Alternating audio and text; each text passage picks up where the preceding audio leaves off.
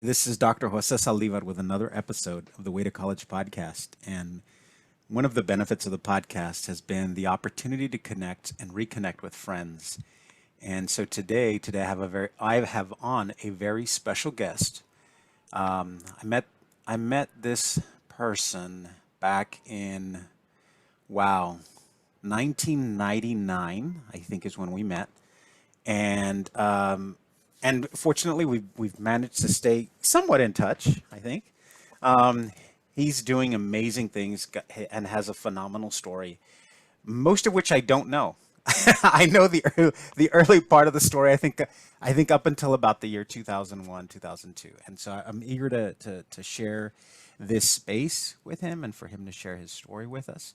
So Alvaro, why don't you introduce yourself to our guests and to our listeners? Hey Jay.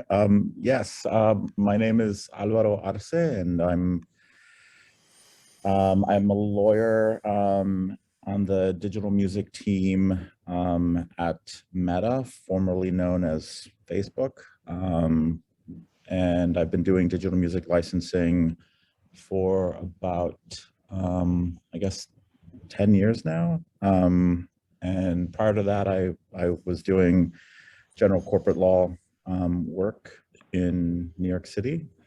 Um, and yeah, it's a pleasure to be here. Alvaro, thank you. Alvaro, I generally have one question for all of my guests. All of my interviews start off with the same question: is if you had to walk us back and point to a moment in your life when you could say, my educational journey really started here, started at this point, where would that be for you?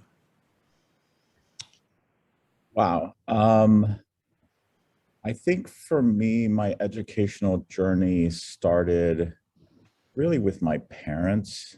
I think it started when my earliest memories are of my parents, like, sort of going to work and coming home from work pretty tired. They had, sort of blue collar jobs. My mom was mostly a stay at home mom, and she, the kids, mostly out of trouble. And my dad juggled a couple of jobs to make ends meet. And I think the message I got at an early age from them was that I should study and I should stay in school, um, because they don't want me to have to work as hard as they were working. I think it's probably like a really common like immigrant trope. I mean, my parents are immigrants from Mexico, and my dad's from Ensenada. My mom's from a little town outside of Guadalajara called Zapotlanejo. And I was born and raised in San Diego, California, and so I knew of the challenges that they dealt with in their lives based on like what they would tell me, and just seeing my dad coming home like just exhausted, like that's how I learned what hard work was. And the lesson I think I picked up at an early age, I think I was like, I mean, like 5 years old. I don't know. Like these are some of my earliest memories. It was of my parents saying, just stay in school, like get educated, get an education, um, because we don't want you to have to work as hard as we're working. And so I think that just sort of was an unconscious, probably, it started as a conscious motivation, but I think over time it's really just been this constant subliminal driver.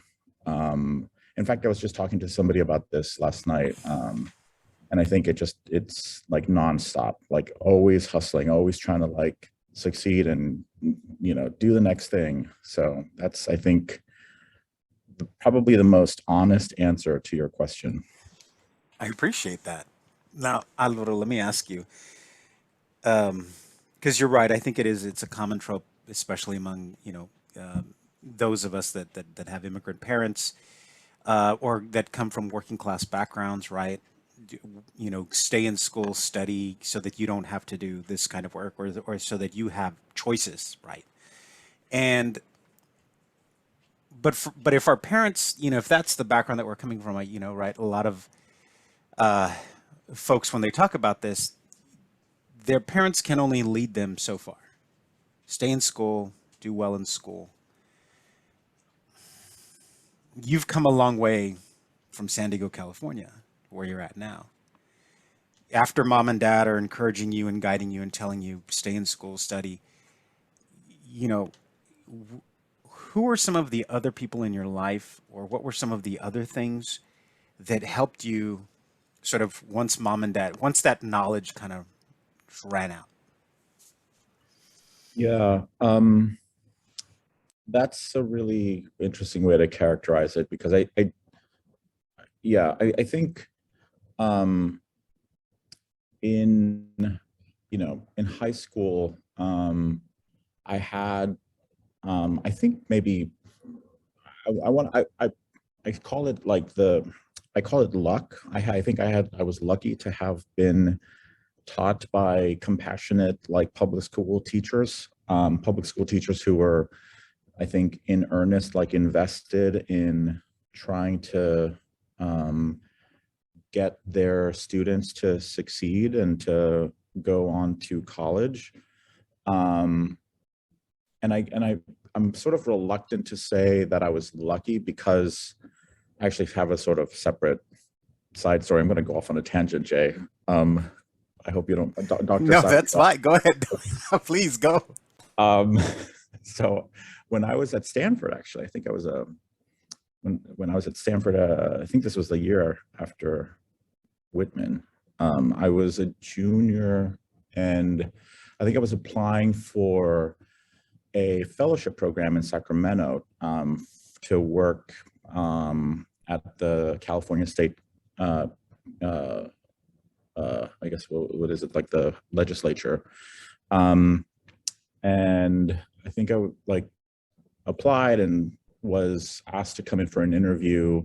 So I remember making my way out to Sacramento, and then, like, going through the interview process with these staffers for I forget, like, I think it was like various legislators, staffers who were, like, administering this fellowship program. And one of the questions they asked me was, it's interesting to hear about how um, it's interesting to hear about my background. You have two younger brothers who all, like, have, the same background. But your two younger brothers did not go to college. Like, why are you in college? Why are they not in college? What's the difference? They asked me. And I think at the time I was just being, like, completely honest and just, like, unfiltered. And I said to them, it was completely luck. Like, it was just luck. Like, and I explained that by saying that I really had the privilege, or, like, I was lucky to have had the right educators, the right people sort of guiding me along the way, who intervened and who would, like, help to sort of tell me, like, make sure you study for the PSAT or whatever it's called now. Maybe I'm showing my age. And who would encourage me to take the SATs and to apply to certain schools. Like, these are people who had a direct material impact on my life. And I'm not certain that my brothers had the same kind of intervention or opportunity. They went to different schools, and I don't know, for whatever reason, they didn't go to college. I did not get that fellowship. I was not accepted. And I think it's because of that answer that I gave, because I think for a lot of hardworking, like, folks like you and me, the the idea that success could somehow be left up to chance is not a really, like, popular narrative, I don't think. And I realize now in retrospect that, like, I probably didn't answer the question entirely correctly. Like, I probably should have said, I you know I worked hard. Yes, like, I did work hard in school, but regardless of how hard you work, I think there is nonetheless some other like portion of success that is attributable to being at the right place at the right time and having the right kinds of influencers in your life. And to this day, like I still keep in touch with those influencers from my high school days. My high school history teacher, Lynn Frankenberg. I still keep in touch with her. If it wasn't for her, I would not have been admitted to Stanford. I wasn't going to apply to Stanford. I never even crossed my mind that like Stanford was a potential option. And she insisted. And well, I guess the rest is history. I appreciate you characterizing and framing it like that, because I think there's a lot of truth to it. I certainly agree. I think um, I wouldn't I wouldn't have gotten into Stanford. I wouldn't have applied to Stanford without the influence of one teacher who pulled me out of class and said, "Did you apply? No. Come with me. I'm going to put you in a closet. You're going to work on this application." Um, but if that person had not intervened, I would have never applied. If that person had not intervened, I think in the lives of many of my friends, they would not have attended the schools that they attended. So I think I appreciate your answer, and I completely agree. Um, Now, that being said, you have these people, we have these wonderful people that intervene and get involved in our lives and see something in us that maybe we don't see in ourselves, right? Having these people push you and encourage you, you've got your parents' hopes and dreams riding on you, right? At least they want you to do better, right? I think they all want us to do better, right? You missed your calling as a script writer. I'm working on that. Yeah. But what were your aspirations? 17, 18-year-old Alvaro Arce, about to embark on Stanford University. What are your aspirations at that point? Um, Gosh, that's really interesting. I think when I was 17 or 18, I didn't know up from down or left from right. Like the world was a lot smaller when I was 17 or 18. I think maybe you can identify, but I think coming from San Diego, it was me and my family and the high school, like, on a few blocks away. And I think that was about it, right? Like the idea of like traveling to other, today I live in the United Kingdom, I live in London. I happen to be in New York on, for work and to see family this week. But I've been, I love to travel for personal, enjoyment and to see the world. And I travel a bit for work, but it would never have occurred to me when I was 17 or 18 that like I would one day be living in the UK. That was just beyond comprehension. So I think at the time, like, I think I had this notion that I wanted to work hard and be successful. As you say, like all those like hopes and dreams of my parents were just like, on my shoulders. But I had a vague idea that I had certain strengths. I thought, well, I'm kind of good with math and computers, and so maybe I'll like do computer science. We'll see. But I also had this sort of social justice inclination or desire, and so I think I also thought, well, a future in government might make some sense, and that ties into the story about the application to that fellowship that didn't ultimately work out.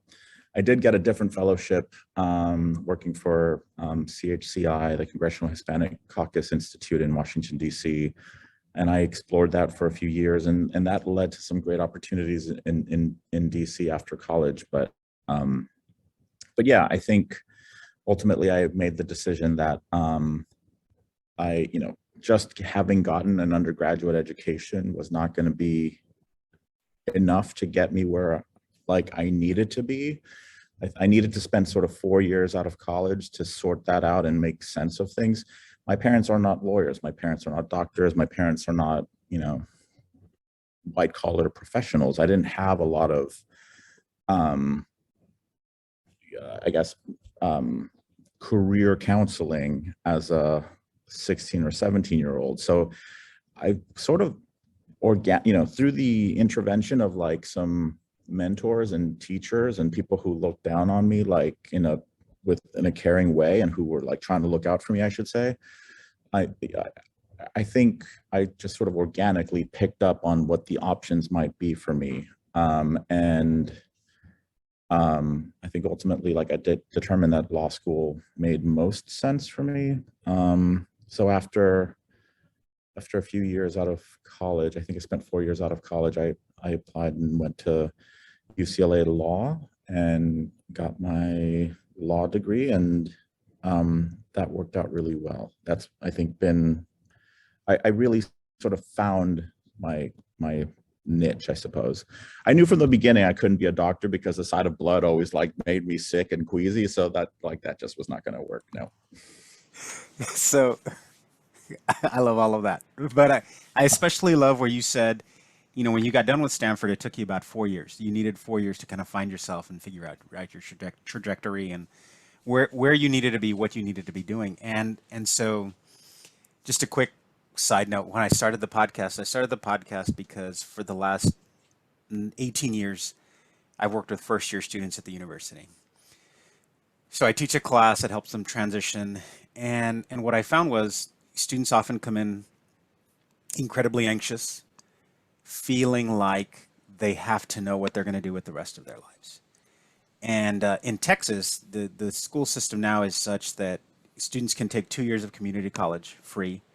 So we have students that are coming in with associate's degrees, but then all of a sudden now, having taken 2 years of courses, are like, I don't want to do this. I want to do something else. But they feel the pressure because, well, folks have invested in them and they've got 2 years of this stuff. And they've got to identify early on. And so, I spend a lot of time reassuring my students and tell them, look, you're 18, 19, 20. And I share my story all the time. And I always tell them when I was graduating, I didn't know, again, luck. I was in the right place a lot of times, knew the right people, things fell into place for me. And I always try to encourage them to learn as much as they can, develop as many skills as they can so that they can do different types of things, right? And so I really appreciate your story because I at least with the students that I work with and the students that I see, they're coming in and with, and being told a narrative that, well, you've got to figure it out.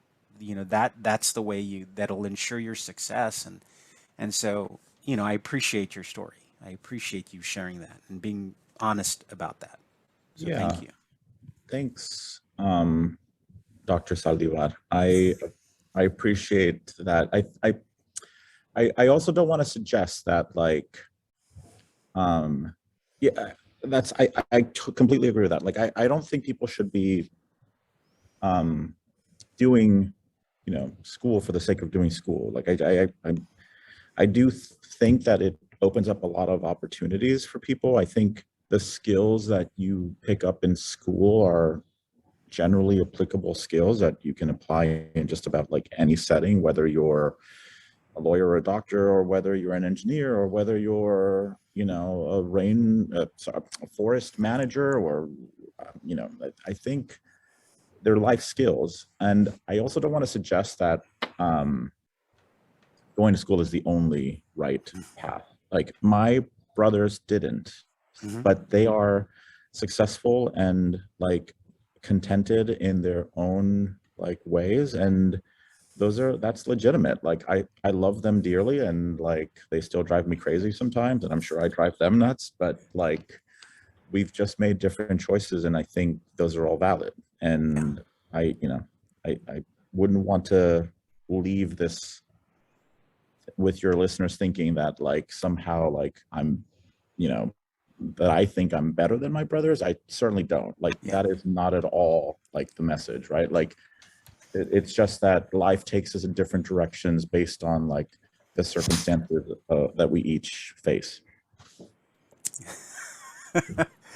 I totally agree. And so some of my guests, I did not finish college, and I appreciate that they share their stories. They're doing well and have found success on their terms, right? And are happy doing what they're doing. And so I love, again, I think I wanted to provide different perspectives to the narratives around success and around college and not doing college and just and being happy. And so that's, I think, where a lot of this was coming from. And like you said, you didn't your parents weren't doctors, your parents weren't lawyers. My father was a auto body repairman. My mother worked in medical supplies. So I had a family doctor, but I didn't know know any doctors and attorneys and things like that. And so the other thing was I have a lot of kids that want to get there and don't know the first thing about getting there. And so I also wanted them to see, people of color that are doing this and Yeah. who share their stories and just make it, a little more palpable for them. Yeah. Yeah. I think this is an amazing project. I think that's like something that is um I don't know if I want to say missing from like our communities, but like I think it's an important contribution to like help give people perspective on the kinds of options that are available to them. Because again, right, like yeah, like my dad like worked in maintenance at a hotel resort in San Diego for almost the entirety of my youth. My mom was at home like taking care of us brats. Um, and yeah, like just I don't know what it means to be a lawyer. I didn't know what it meant to like, negotiate a contract or like, get in someone's face about like the terms that they're negotiating. But I amazingly I have those skills somewhere deep down inside. You did, yes. Even at Whitman, you did. You might recall. So yeah, it's good that I think people, it's good people are getting exposure and I think this is a great vehicle, great platform that you've started. Well, thank you. I appreciate it. Yeah, Alvaro, so your story, right, to the point that you didn't know what it meant to be an attorney, but you mentioned while you were in school, you had this, definitely interested in social justice, interested in government. Getting into law school at that point, was government still, what you were interested in, or were you Yes, want? that's an Okay. interesting question. Yeah, that's a great question. So when I was between, I guess, college and law school, I spent 4 years in DC just trying to, sort of explore what the options might be. I mentioned the Congressional Hispanic Caucus Institute. I was very privileged to have been a part of that program. And I did a 1-year fellowship, which then translated into becoming like a junior staffer in a committee in the Democratic leadership in the Senate. And that was just amazing. That was like a great experience. But I mean, like when you're a junior staffer, you're like junior. I mean, I'm like bringing people their newspapers sometimes and like, doing some research and preparing memos and getting stuff for the senior staffers. But like, I remember one time I was asked to bring a senator's handbag. I was like, okay, like it's going to be a long trajectory up. But I think at some point I made the determination like I needed to go and get more education to sort of like try to fast forward my career aspirations, to try to like change the world and make it better for people like my family. And so then I started to think about like whether I'd met some lawyers. There's a lot of lawyers in Capitol Hill in the Senate, and so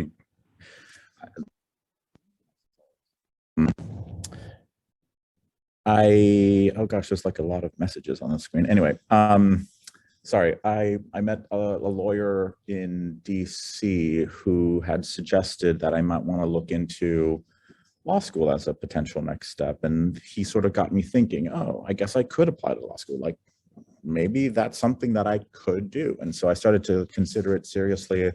I took like an LSAT prep course. And when I started in law school, I think I was still oriented to do like social justice stuff, but I was also, you know, feeling like I was starting a different chapter. I think at that point, a much better student than I was when I was at Stanford. By some miracle, I got out of Stanford with a degree. But in law school, I think I really hit my stride. I think maybe because when I was working on the Hill, I knew what it was to do like a 9 to 5 kind of job. And I realized like, oh man, this sucks. Like school was amazing. So I went to law school with that kind of thinking. And I guess, again, with an open mind, I was just sort of trying to consider all of the potential like options and just looking at, thinking, they tell you at the very beginning, like there's sort of 2 paths. You can either go into litigation or transactional work. I mean, like in theory, there's also like a third path, which they don't really talk about all that much because it's a much more challenging path, but there is this sort of social justice, like nonprofit pro bono path. But I think the vast majority of law students, I think, go to do big law work or corporate law or litigation. I'm sure I'm getting that wrong, but at least it felt like at UCLA, a lot of the folks were going in that direction. I guess let me just get to the point and answer your question. I feel like I'm rambling. In property law class, my first year, we were reading a case about copyright infringement. The estate of the woman who had written Gone with the Wind was suing this Black author that had written a parody of Gone with the Wind. She called her parody The Wind Done Gone. And it was, I guess, a parody of Gone with the Wind, but written from the perspective of the Black characters in Gone with the Wind. And in order to write a parody, you have to be able to sort of refer to the original material so that like people know like what you're parodizing. Mm-hmm. And I was eating up this court case. I was just like reading it and like gobbling it up because I was like, this is so interesting. Like page after page of this court case where this judge is like analyzing the text of the parody and comparing it to the text of the original work. And like, he's analyzing like did the second author have to copy so much? Because copyright infringement is like taking someone else's work and then like selling it or making it available as your own. So like strictly speaking, like she had copied a whole bunch of the original, but in the law expressly lets you copy for purposes of parody. Like it's one of the permitted carve outs, I guess, or defenses to copyright infringement. So it was just this really interesting case. And I was like, this is amazing. This is exactly what I want to do. And it like a light bulb hit or lit up. I'm mixing my metaphors. And I realized like, I want to do copyright work. And I want to do intellectual property. And so that's, I think, when I first had an instinct that like, I wanted to use my law degree, but like in a creative way. Mm-hmm. That was a very long-winded answer, wasn't it? No. That it was a very interesting story, and that, what is it? I don't know how they characterize it. Right, that moment when you catch lightning in a bottle, or Yeah. right? You that case, like reading that case, studying that case, and boom, that's what I want to do. Yep. Right. And so, by the way, she won the case. The The Wind Done Gone, now available on Amazon, whatever. I actually have no relationship to this. I don't want your listeners to think I'm like trying to sell something. No, like that, I no skin in that game. They're gonna run and do a search as soon as they're done listening. They might Oh, stop geez. right now at this point and Oh go. gosh, no. I mean, yes, by all means, but like only if you want to. So you've been doing this work now for how long? Hmm. Been doing it since about 2012. So this is my 10th year of doing digital music. Wow. I love it. Yeah. It's fun.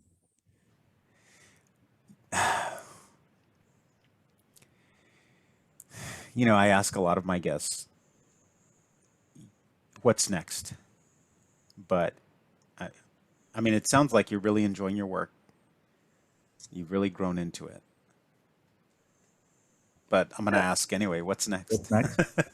Um, the thing is that it's funny because I asked, I've been doing digital music, but in different contexts. So like I went to work for a record label for a couple of years, 3 years, I guess. And then after that, I went to go work for a small startup, which unfortunately didn't last very long. They lost their funding and that they went under for, I think after like 8 months or a year or something like that. And then after that, I went to another startup. I think I went to SoundCloud for a little bit. That, SoundCloud is also like a bit of a startup. And so I was there for a short period of time, but then I went to go for a work at another law firm that specializes, I should say, specifically like in digital music licensing. And I assume this is like this is a PG podcast. I asked one of the senior lawyers, he's been in the industry for like decades. He's signed a whole bunch of like artists. So he's on the talent side of the music business. I'm on the more sort of like music licensing tech side. And there's a little bit of like, I guess, arrogance that comes with like being a talent lawyer. You can sort of swagger into a room and you negotiate with artists and their managers, and so you're hot. You're a hot commodity. And they, I think, tend to think of us like licensing lawyers as like the geeks that are in the back, like looking at these contracts or whatever. And I was joking with one of them one day. If digital streaming stops being a thing, like I'm screwed. Like, that's the end of the road. Like I've got no other skills. I'm going to be a Starbucks barista, I think I said to him. And then he said to me, of course it's going to stop being a thing. Like, yes, it's going to stop being a thing. Like that's something that will happen. And I looked at him like crushed, like, oh my God, he just crushed my dreams. And then he said, it's going to stop being a thing, but then there's going to be a new thing.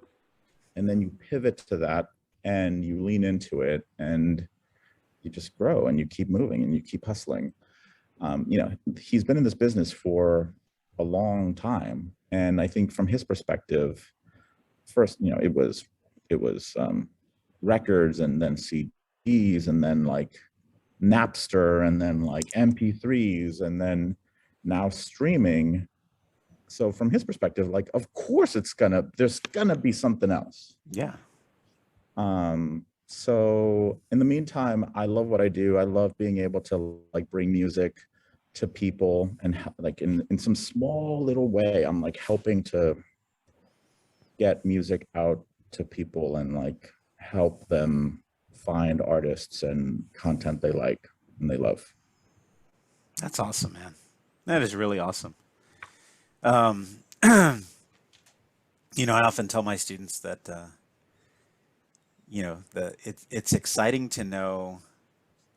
I'm sure they don't feel this, but when you're 18, 19 and you're thinking about potential majors and careers and things like that. And I always tell them, I said, look, there are going to be a whole bunch of jobs that don't exist yet. And I said, that's exciting.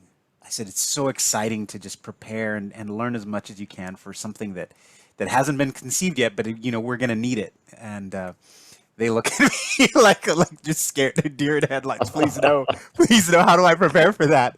Um, but I appreciate your story, right? Because while there's always been a need for the work that you're doing, the industry changes, right? And so yeah, streaming is going to end, and there will be something else, and you will probably excel at that too, and really lean into it. And so I appreciate that story, and I appreciate you talking about, right, that yeah, there will be a next thing that We're comes gonna along. put microchips in your head now with music. Shh, don't scare my listener.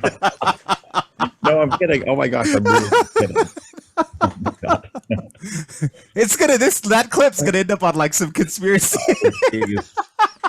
Gosh, now that you said that, I'm kidding. I'm kidding. like All right. 5G. So so Alvaro, because I do want to be mindful of your time. What last piece of advice do you want to give our listeners before you go? Um, Gosh, so I think how old are your listeners? Well, so I was My targeting. advice changes depending on your age. Well, so I was targeting 18 to 24. Okay. But what I'm finding is that I have a lot of listeners that are older that are Yeah. kind of looking to switch careers. Yeah. Yeah. So I can't tell you.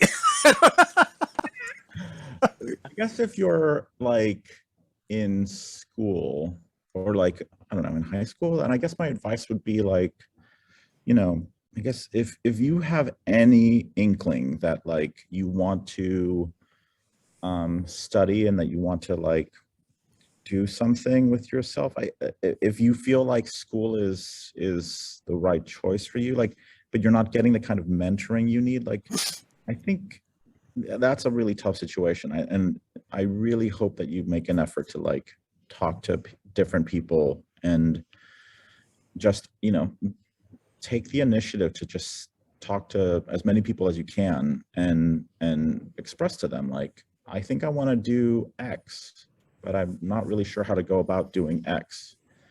um I guess it's different for people this today because they've got something called Google and they can just sort of like research just about anything, or YouTube, I guess. But um I just I think the thing for me that makes me the most like anxious is that there could be like super talented, amazing people out there that aren't getting the kind of like intervention or guidance that just a little bit can go a long way to help them like accomplish just amazing things. And it's not necessarily about like academic things. It could be all kinds of things, athletic things.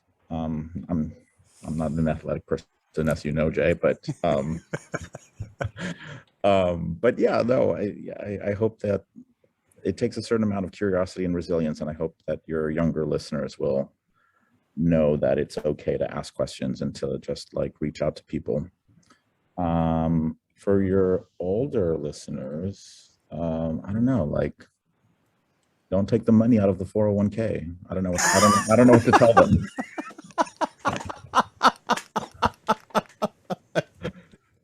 Um, yeah. Good to know. Good to know. I had a meeting with my financial advisor this morning. Good. Oh, I'm glad I could help you there. Yeah, thank you. That was it.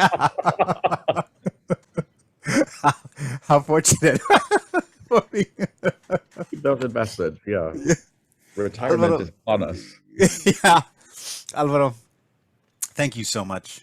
Thank you for your time and Okay. your story and your wisdom, because there was a lot of wisdom there. Wisdom. What? Yeah, absolutely. You're being really generous, but I was just No, no, no, no. telling you I'm, stories. yeah. You've, yeah. I appreciate everything.